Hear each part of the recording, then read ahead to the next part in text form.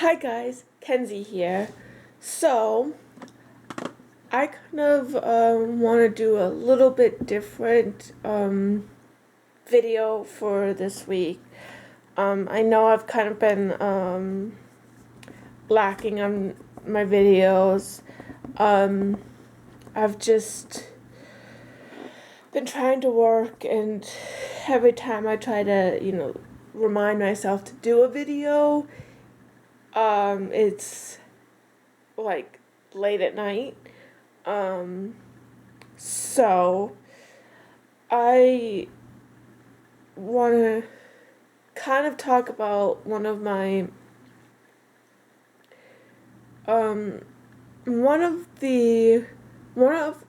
one cold case out of this cold case book. I got this for Christmas. That I've heard of and I'm kind of still interested in, and it's really interesting, the whole aspect behind the case. It is a murder case. It's about the Villisca axe murders. So what I want to do is read out of this book what they have on it, and I have a website pulled up on my computer that I'm going to read a little bit off of, and then I'll discuss a little bit about what I think of the case. Okay. The book says, The Villisca Murders. The streets of Villisca, Iowa, went dark on Sunday, June 9th, 1912, when the electric company switched off the lights after a dispute with the city council. Even so, Josiah Moore, 43, and his wife, Sarah, 39, took their 4 children to the annual Children's Day program at their Presbyterian church. The event lasted from 8 p.m. until 9:30 p.m. It had been a tiring day, beginning with the regular church services that morning. So the family invited 2 friends of their children to stay the night. The next morning, their neighbor, Mary Peckham, noticed an unusual quietness at the Moore's home on the corner. Finding the door locked and receiving no response, she called Josiah's brother, Ross Moore, who had a key. In the downstairs bedroom, he found the bodies of the 2 visiting Sillinger sisters, Lena, 11, and Ina, 8. When Miss Peckham summoned the sheriff, the city marshal arrived and discovered the bodies and the parents of their children. Herman, 11, Catherine, 10, Boyd, 7, and Paul, 5. The 8 victims had all been brutally murdered as they slept. The investigation. The police have found all the outside doors locked and the windows closed. The crime scene was badly compromised before the local National Guard arrived at midday to cordon off the area. There are estimates of 100 people walking around the rooms to view the bodies. Some personal items were also removed by curious visitors, and someone apparently took part of the father's skull as a souvenir. This human traffic also confused bloodhounds brought in to track scents. Time of deaths. The coroner estimated that the slayings had occurred shortly after midnight, and the murderer had moved from bed to bed, battering the skulls of each victim. According to grand jury testimony from physicians and others who viewed the crime scene, each of their children was struck only once or twice. The parents were struck multiple times. The father had received the worst attack. The victim's facial features were unrecognizable, and the killer had covered all the faces with sheets and left Lena Stillinger in a sexual position, although she had not been raped. Physical evidence. The murder weapon, a bloody axe belonging to the father, was found in the visitor's bedroom, and nearby on the floor was a slab of bacon. The murderer had attempted to wipe the blood from the axe and cleaned his hands on other items. On the kitchen table was a bowl containing bloody water. Investigators said that the victims were struck with the axe's back end or side, although the blade was used on the mother. No readable fingerprints were found at the scene. The suspects. Early in the investigation, police suspected that an outsider, probably a maniac, had haphazardly killed the victims. They tried to link known killers to the town without success, and they have a list of bullet points with their suspects. Henry Lee Moore, 37, no relation to the Moore family. He had been convicted of murdering his mother and grandmother in Columbia, Missouri, 6 months after the Villisca deaths. The authorities interviewed him but found no connection. Frank F. Jones, 57, a private detective. James Newton Wilkinson then focused on Jones, a state senator from Villisca. Moore had worked at Jones' farm implement store, but left to set up his own rival business, taking lucrative customers with him. Rumors also said Moore had an affair with Jones' daughter-in-law.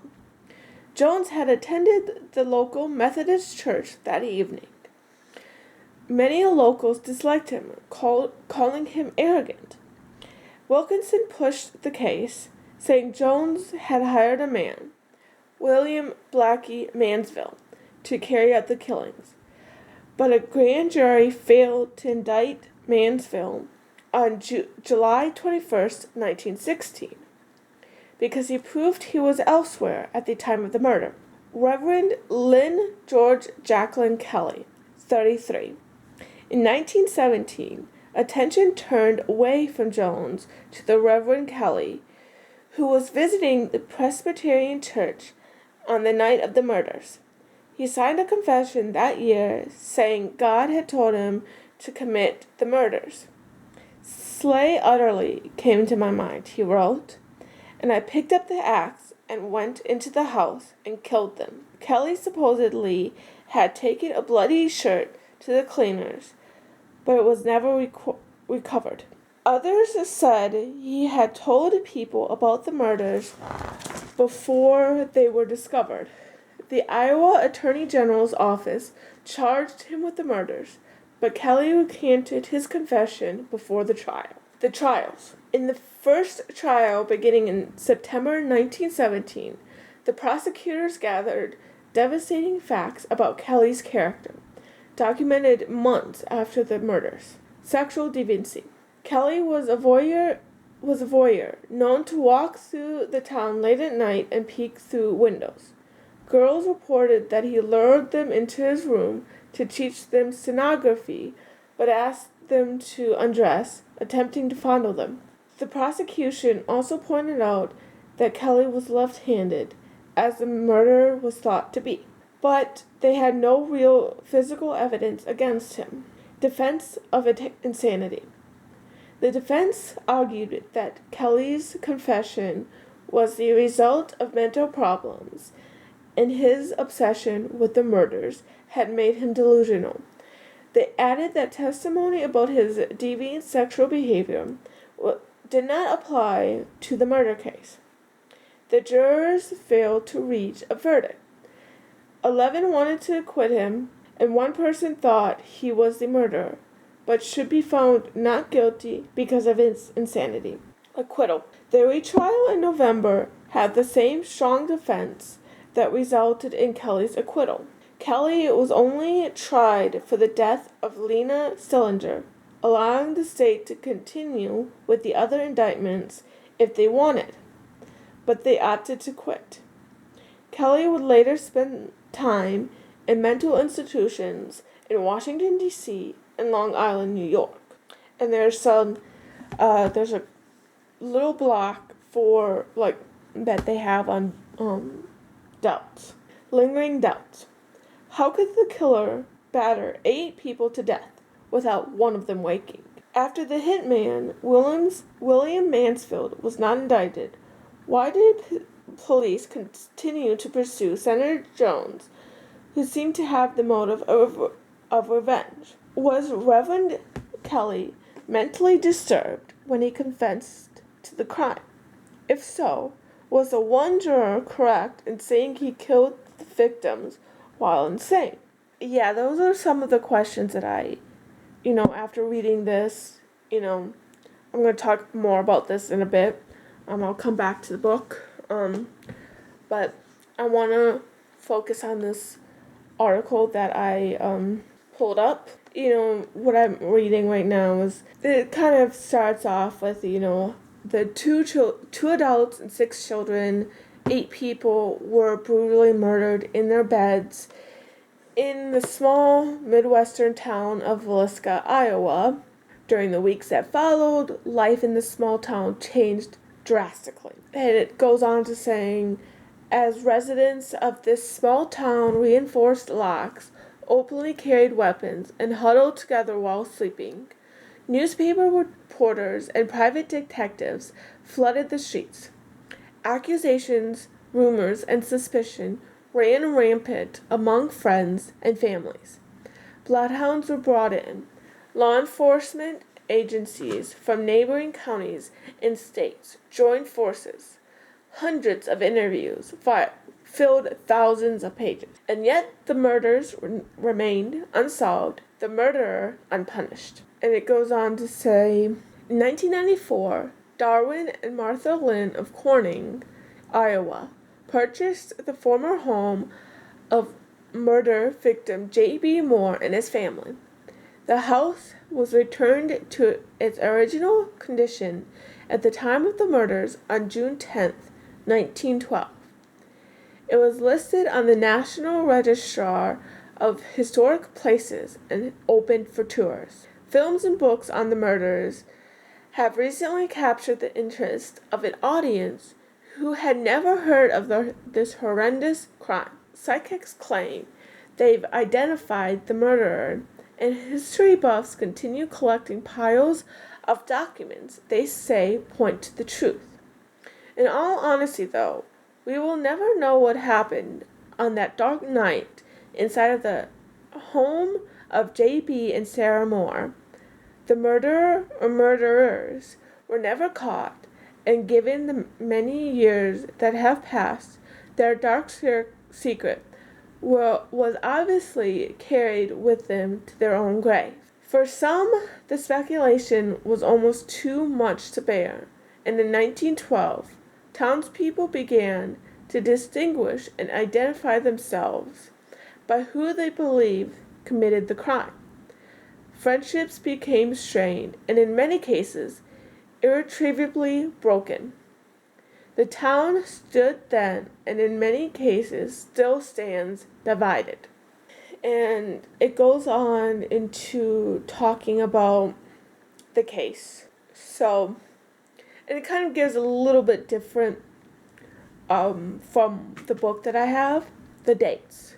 June 9th and 10th, 1912. Lena and Ina Stillinger, the daughters of Joseph and Sarah Stillinger, left their home for church early Sunday morning. They planned on having dinner with their grandmother after the morning service, spending the afternoon with her, and then returning to her home to spend the night after the children's day exercises concluded. The girls, however, were invited by Catherine Moore to spend the night at the Moore home instead. Prior to leaving for the exercises, Mr. Moore placed a call to the Stillinger home to ask permission for the girls to stay overnight. Blanche Lena and Ina's older sister told Mr. Moore that her parents were both outdoors, but she would pass the message along to them. The Children's Day program at the Presbyterian Church was an annual event and began at approximately 8 p.m. on Sunday evening, June 9th. According to witnesses, Sarah Moore coordinated the exercises. All of the Moore children, as well as the Stillinger girls, participated. Josiah Moore sat at the congregation. The program ended at 9:30 p.m., and the Moore family, along with the Stillinger sisters, walked home from the church. They entered their home sometime between 9:45 and 10 p.m. The following morning, at approximately 5 a.m., Mary Peckham, the Moores' next-door neighbor, stepped into her yard to hang laundry. At approximately 7 a.m., she realized that not only the Moores not been outside, nor the chores began, but the house itself seemed unusually still. Between 7 and 8 a.m., Mary Peckham approached the house and knocked on the door. When she received no response, she attempted to open the door, only to find it locked from the inside. After letting out the Moore's chickens, Mary placed a call to Josiah's brother, Ross Moore, setting into place one of the most mismanaged murder investigations to be undertaken. And it kind of goes into the crimes and the victims and the crime scene. And I'll link this website that I'm looking at in the description of this video. And they have some bullet points under the crime scene. And these are known facts regarding the scene. 8 people had been bludgeoned to death, presumably with an axe left at the crime scene. It appeared all had been asleep at the time of the murders. Doctors estimated time of death as somewhere shortly after midnight. Curtains are drawn on all the windows in the house except 2, which did not have curtains. Those windows were covered with clothing belonging to the Moores.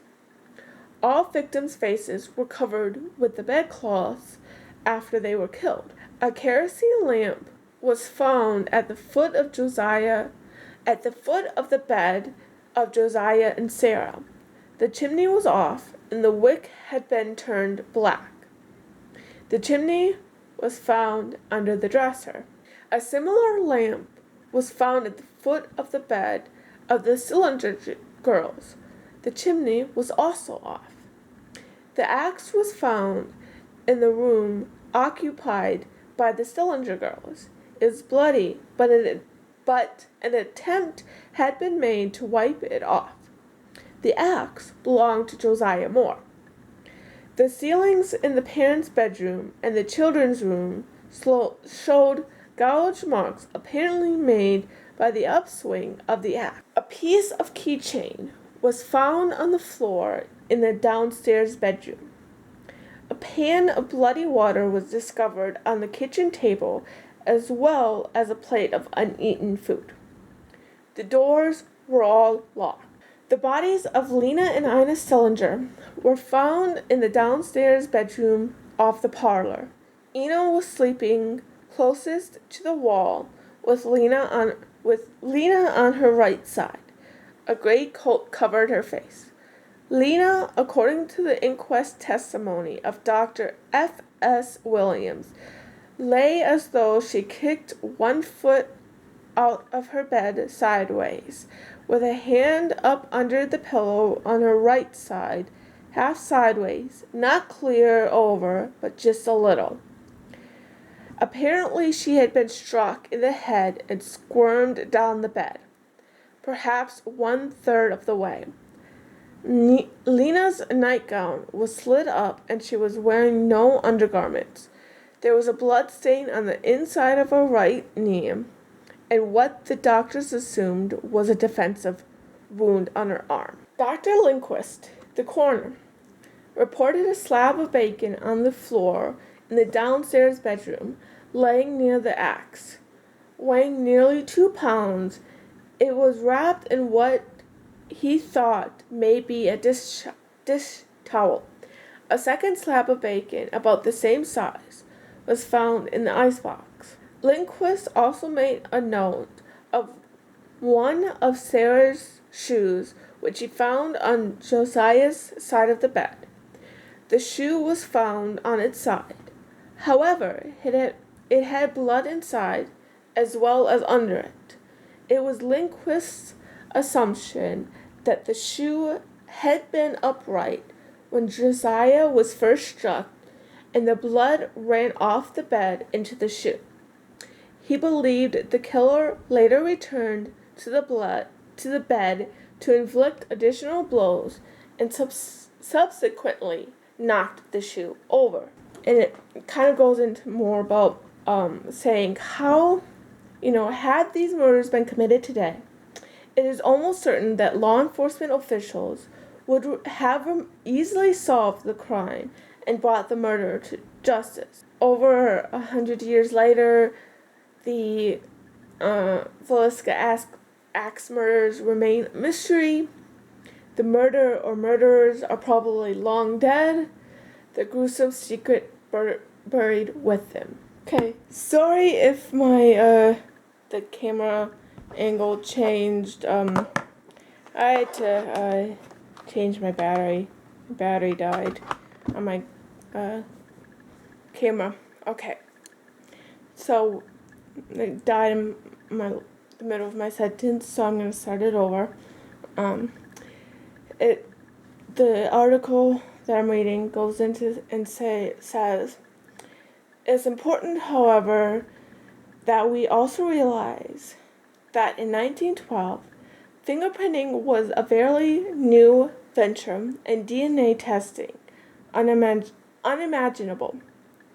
Although a local druggist had the forethought to attempt to enter the crime scene with his camera, he was promptly thrown out. It is quite probable that even if the crime scene had been secured, the evidence would not have provided any real clues. There was no central database of fingerprints, so even if any had been recovered, the murderer would have had to have been apprehended for a comparison.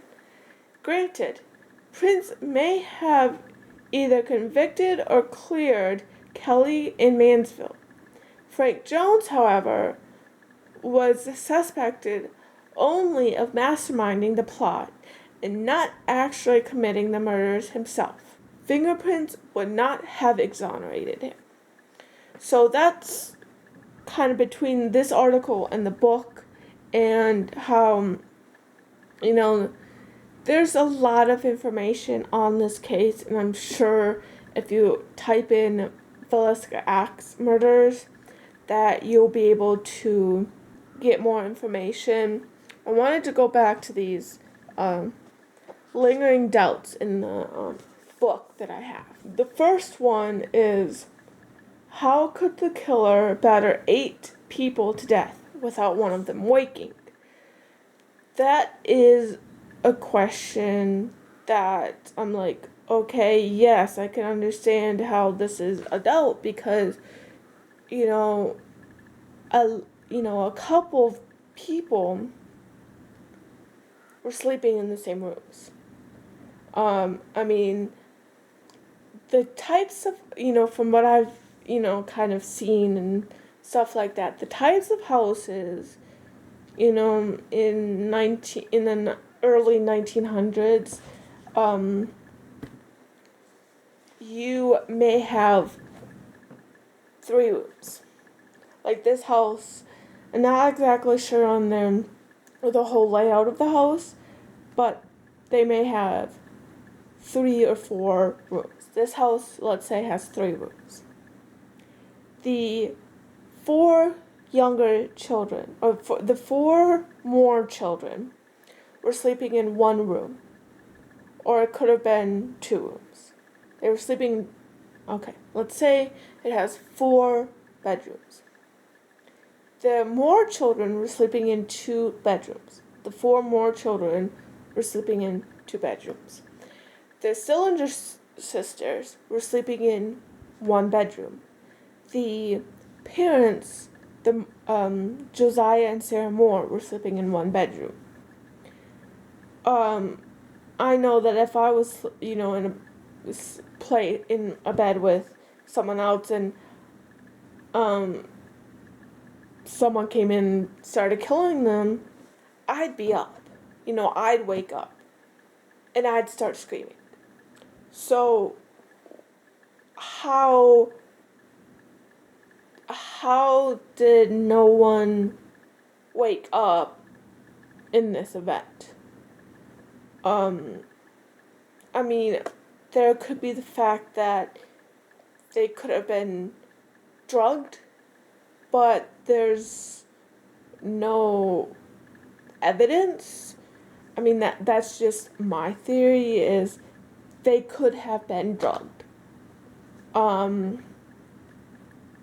So that no one would wake up.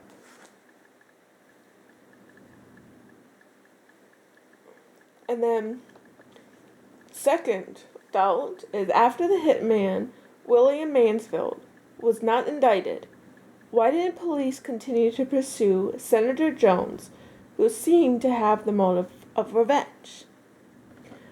I mean, the Senator Jones, he probably could have done it himself, but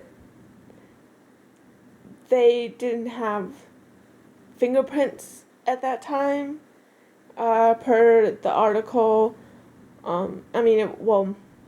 It was fairly new at that time.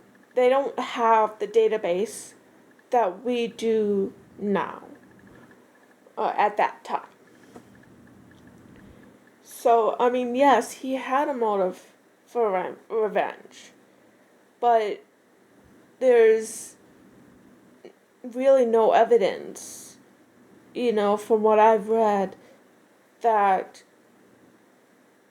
they could have investigated further. They could have, but there's no way to convict him at that point. And then third was Reverend Kelly mentally disturbed when he confessed to the crime? If so, was the one juror correct in saying he killed the victims while insane? It's totally plausible that Reverend Kelly did these murders on the aspect of insanity. It's all possible. There's other people who have committed crimes based on insanity. So, I think somewhere back in here, it said that the father received the worst attack. Now, with a little bit of, I went and studied criminal justice, and so I'm thinking, well, this could be, motive towards the father. This whole thing was kill the father, or kill everybody in the house, but brutally kill the father. That's just what I think. What I believe. That's my theory, is whoever this was had something against the father, which could end up being Senator Jones. But this case still remains unsolved. But I would like to see, it would be nice. Trying to think of what to say. It would be interesting to see how this case would have evolved if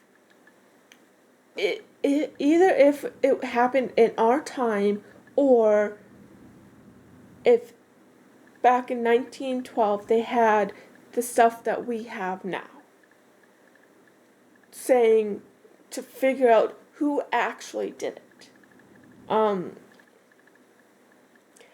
I like, that's kind of the reason why I got into criminal justice is, these, puzzle pieces, these, you're missing one puzzle piece and you're trying to figure out that puzzle piece. And it's just, to me, like, I like, these cold cases because they kind of relate to, my criminal justice and stuff like that. I'm ranting. So, yeah. Well, I hope you liked this video. Give me a thumbs up if you did. But if you didn't, still give me a thumbs up. Comment down below what you want to see next. I can do more out of this book if you guys want me to.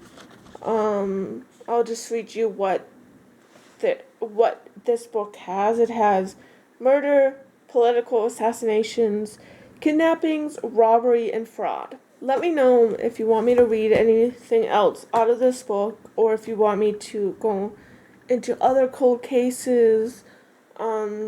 Subscribe if you want to watch more, and I'll see you in the next video. Bye-bye.